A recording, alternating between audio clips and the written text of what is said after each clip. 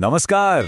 Running fitness बनाए रखने का एक बहुत ही शानदार तरीका है ना? लेकिन क्या हो अगर दौड़ते हुए अनजाने में एक ऐसी आम गलती की जा रही हो जो फायदे से ज्यादा नुकसान कर रही हो? आज हम इसी बारे में बात करेंगे। चलिए दौड़ने की एक आम आदत के बारे में सोचते हैं। जब भी दौड़ने के लिए निकलते हैं तो क्या हर बार अपनी पूरी की पूरी ताकत झोंक दी जाती है? अगर इसका जवाब हाँ है तो हो सकता है कि ये वही गलती हो जो ज्यादातर लोग करते हैं। तो चलिए इस बात में थोड़ा और गहराई से उतरते हैं। आजकल फिटनेस का क्रेज तो हर किसी पर है।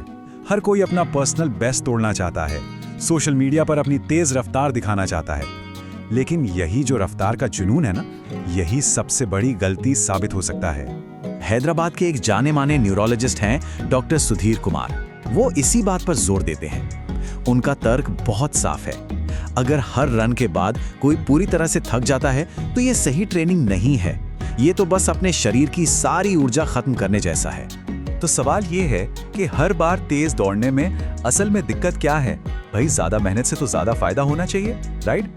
लेकिन साइंस वो कुछ और ही कहानी बताती है। चलिए देखते हैं कि इसके क्या क्या नुकसान हो सकते हैं। देखिए, लगातार तेज दौड़ने का मतलब है बॉडी पर बहुत ज्यादा प्रेशर डालना। इससे ना सिर्फ शारीरिक और मानसिक थकावट बढ़ती है, बल्कि एक पॉइंट के बाद प्रोग्रेस जैसे रुक सी जाती है। और सबसे जरूरी बात, चोट लगने का खतरा वो काफी ज्यादा बढ़ जाता है। तो अगर तेज दौड़ना जवाब नहीं है तो फिर क्या है? जवाब थोड़ा हैरान करने वाला है और वो है धीरे दौड़ना। जी हाँ, असली फिटनेस का राज तेज रफ्तार में नहीं बल्कि धीमी गति से दौड़ने में छिपा है। यही वो तरीका है जिससे सहन शक्ति को सही मायनों में बढ़ाया जा सकता है। इसे वैज्ञानिक भाषा में कहते हैं जोन 2-3 रनिंग। ये वो पेस है जिस पर शरीर अपने माइटोकॉन्ड्रिया को मजबूत करता है, जो असल में हमारे शरीर का एंड्योरेंस इंजन है। ये एक तरह से एक मजबूत नींव बनाने जैसा है। तो इसका फायदा क्या है? देखिए, धीमी गति से दौड़ने पर एरोबिक बेस मजबूत होता है, रेस्टिंग हार्ट रेट कम होता है और चोट का खतरा भी घट जाता है। और इसका सबसे बड़ा फायदा यह है कि इससे बिना थके ज्यादा लंबे समय तक और लगातार ट्रेनिंग करना मुमकिन हो पाता है।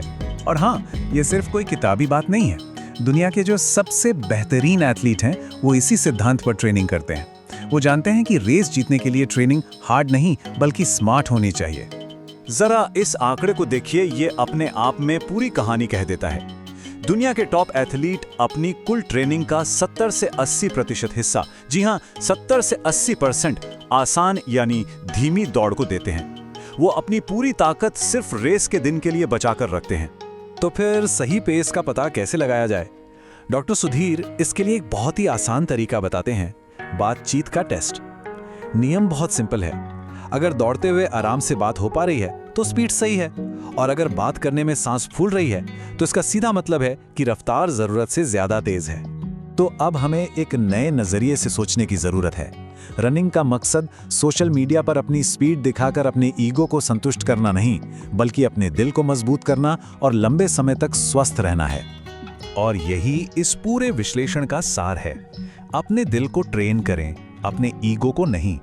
दौड़ना एक लंबी यात्रा है। इसे दिखावे या शॉर्टकट के चक्कर में खराब नहीं करना चाहिए। सही पेस वही है जिसमें शरीर थके नहीं बल्कि रिचार्ज्ड महसूस करे। तो अगली बार जब रनिंग शूज पहने तो इस सवाल पर सोचना बहुत जरूरी है।